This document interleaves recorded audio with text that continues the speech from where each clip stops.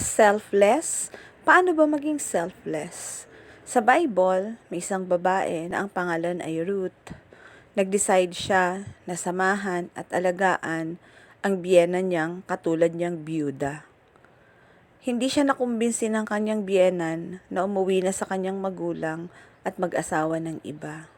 Nanindigan siya na alagaan at mahalin na parang sarili niyang magulang itong si Naomi o Noemi na kanyang biyenan.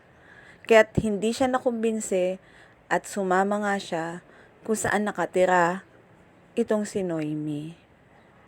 At pagdating nila sa lugar, kung taga saan talaga itong si Noemi, sa hindi inaasahang pagkakataon, si Ruth ay nakatagpo ng favor sa isang mayaman at maimpluwensyang lalaki.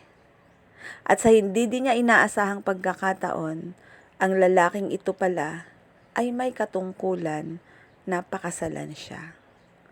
At dahil dito, siya ang naging great-grand lola ni Haring David. A woman who did not think, hindi niya inisip ang kanyang sariling kapakanan. Mas pinahalagahan niya ang pangangailangan ng kanyang matandang biyudang biyenan. Pero dahil doon sa pagmamalasakit niya sa pangangailangan ng higit sa nangangailangan, siya naman ay pinagmalasakitan ng Panginoon at natagpuan niya ang higit na pagpapala kaysa sa kanyang ginawa. Amen po. Napakagandang story ng selflessness. Pagpalain tayo ng Diyos na kagaya ni Noemi or ni Ruth ay mas pahalagahan natin ang pangangailangan ng mas nangangailangan kaysa ating pansariling kapakanan.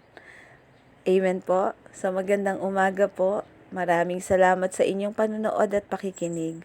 Pagpalain kayo ng Panginoon. Tandaan ninyo, Jesus loves you.